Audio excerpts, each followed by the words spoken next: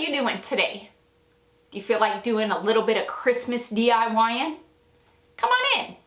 Let's get started.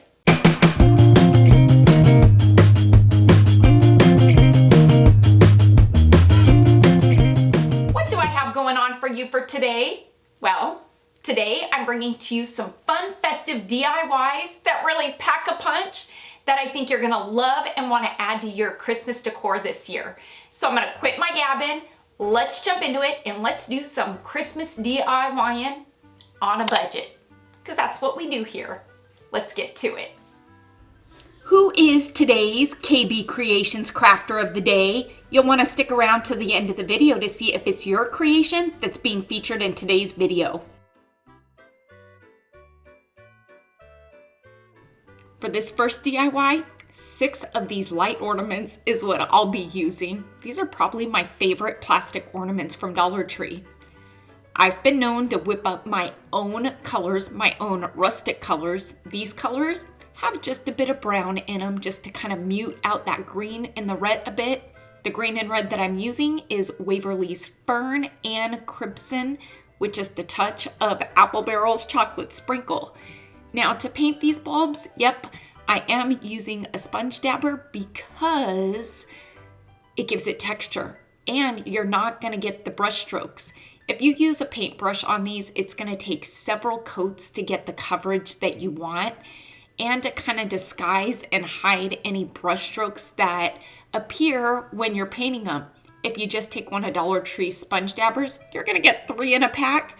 You're probably gonna get full coverage within 1 to 2 coats, depending on what paint you're using. So I'm gonna give 3 of the bulbs a good coating of my rustic green, my rustic Christmas green that is, and 3 of them with that rustic red. When you see these white birch stems, wood stems, at Dollar Tree, they just started carrying them again. You're gonna wanna pick up a few because they come in handy for so many DIYs, but for this one, we're gonna be needing a power tool. This is a Black & Decker hand drill that I got at Walmart. It is USB, I guess, charged. You're gonna spend under 20 bucks for it, and it's a handy tool to have in your craft stash. I'll be using a drill bit for this. Any size will do that is going to give you a hole big enough to feed through some twine. And so ask me what size this one is, couldn't tell ya, but it's gonna get the job done. I'm gonna drill a hole in each of these stems right in the center. See, just like that. And I'm gonna do that to about 20 of the stems. I love that Dollar Tree carries fat quarters now. This buffalo check one is going to work perfect for this rustic Christmas DIY that I'm making. Once I open it up, I do fold it in half long ways. This is just gonna make it easier to cut so I get straighter lines. Really, there's no need for perfection. When I'm cutting this, I'm gonna cut strips that are about 1.5 inches wide, just kind of using the pattern on the fabric as a guide. And because these strips are on the longer side, I'm gonna open them up and I'm gonna cut those in half too. These are another one of those items that Dollar Tree started carrying that I'm kind of obsessed with. Love to utilize them in DIYs. I'm gonna use a couple strands of these beads. I'm gonna take the beads off the string because this is a pretty good quality string and I'm gonna use it to make what is going to be a garland. And so I'm gonna use the beads, I'm gonna add the wood stems, and I'm gonna string everything on this that we just made. The fabric, the fun light bulb ornaments, and this is gonna make a fun rustic Christmas garland.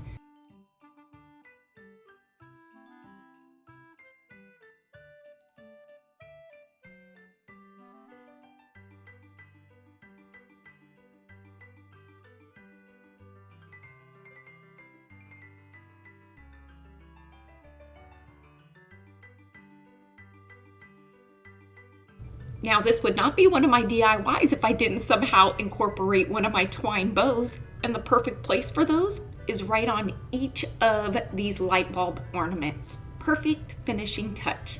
Let's go take a look at this rustic Christmas garland all hung up. Quick, easy, budget friendly, and the outcome is amazing. For this DIY, I'll be using these wood shadow boxes. Got 2 different styles from Michael's in their dollar bins. Great place to go look for craft items because they're $1, not $1.25. On the back of these, they've got these sawtooth hangers that we don't need for this DIY, so I'm gonna remove them. I'm gonna keep these and put them in my stash because you never know when they'll come in handy for that DIY on a rainy day where you need a hook, a sawtooth hook, sawtooth hanger, yeah, that. For this is a kind of series DIY that I started, I wanna say in September, maybe. I did an autumn one. This is a fun decor piece to add to your seasonal decor. I'm gonna give these shadow boxes a good coating, well, a light coating, not a good thick one, a light coating of that rustic red that I'm using, only this, I watered it down just a bit because I want it to act like a wood stain. I love the look of wood grain, but I like to add color. I don't always have some Minwax on hand to make a stain. Stain takes a bit of time to dry. So a hack is to water down your acrylic paint quite a bit and you're gonna still get that painted look, but the wood grain finish is gonna come through it. So I'm gonna give 3 of these boxes a good coating of that watered down rustic red of mine.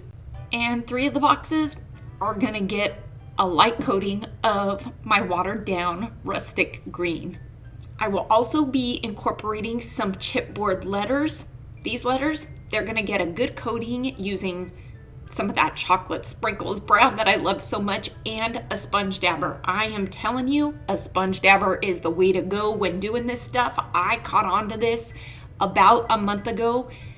I don't know about you, but when you paint something like these letters, you've got the sides you've got to paint and it can be kind of a job to do.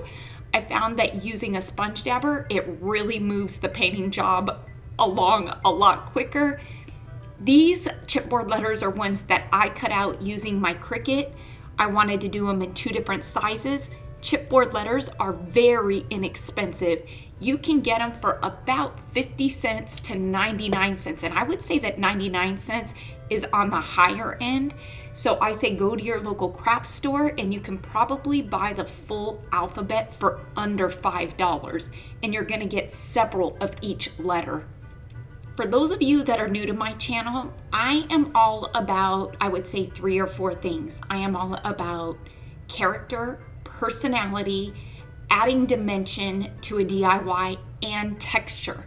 And so for this DIY, I wanted to add some dimension. And an easy way to add dimension to a DIY like this is to elevate whatever letters it is that, say in this one, that I'm gonna be putting into the shadow box by elevating them up off the box instead of just gluing the letters inside the box. It makes all the difference in the world. And an easy way to elevate letters, well, it's using some of those wood beads from Dollar Tree. This came in a multi-size pack. Yeah, multi-size pack. And so just by gluing them onto the back side of each of the letters, it is then going to add, yes, dimension to this shadow box. That's what it's for.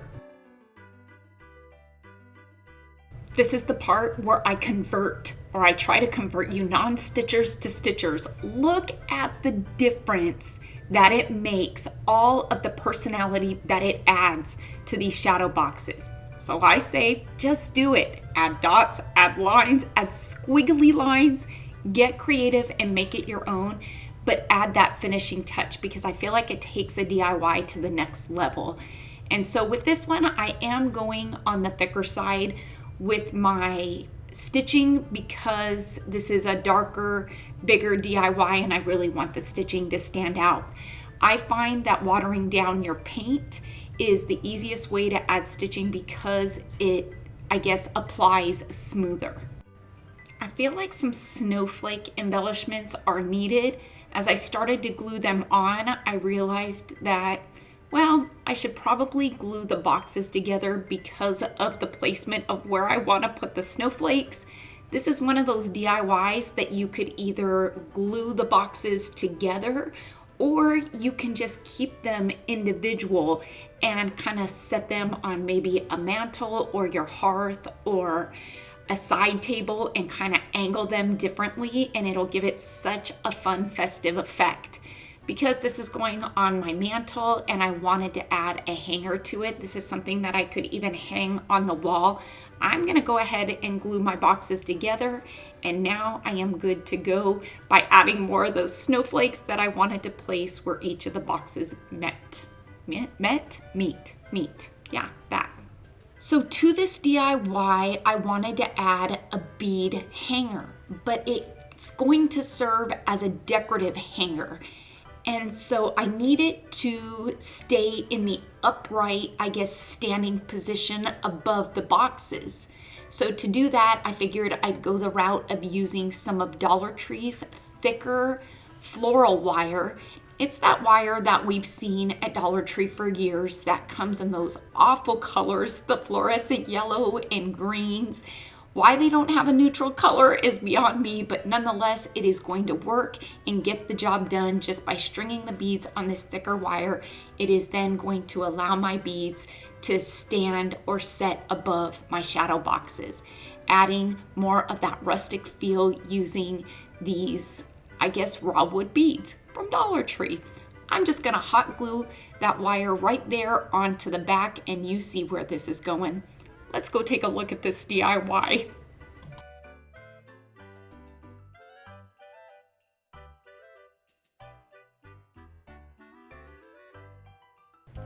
I'll tell you, Winnie is my Labradoodle. She is just about 20 months old, and since we got her at 7 weeks old, she found her place in my filming chair here, and she has never left it.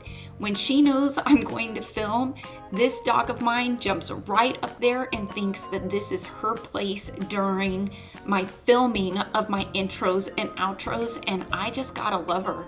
She loves the camera, she loves being pet on her belly, and yeah, she just likes being with me all together when I'm in there working. Okay, my love.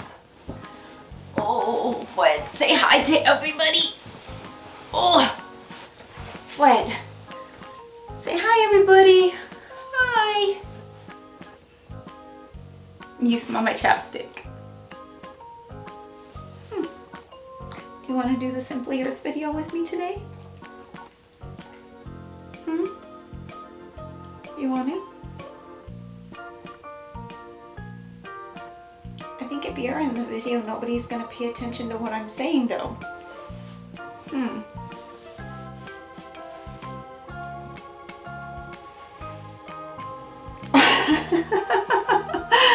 What? Come on. You want to do it with me?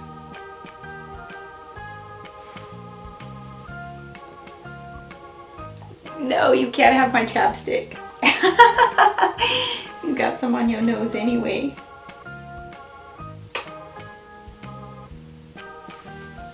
I love you. I love you so much. Okay.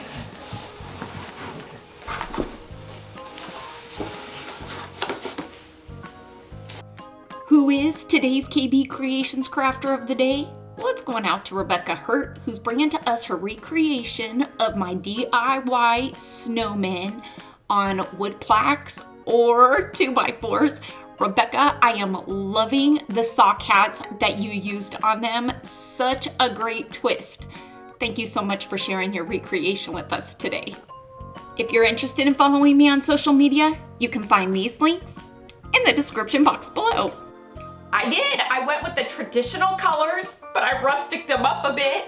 And I think that these DIYs had such a great fun outcome. They're easy, they're budget friendly, and they're such versatile pieces because they are pieces that can really be done in any color or any style to suit your decor. I say take what you like, leave what you don't, get creative, and make it your own. Until next time, everybody, I hope you... Oh, Fred wanted to be noticed. Until next time, everybody, I hope you have a fantastic day. Happy crafting on a budget. Stay happy, stay safe, stay healthy, but most of all, stay positive, please. Because I sure as heck am trying.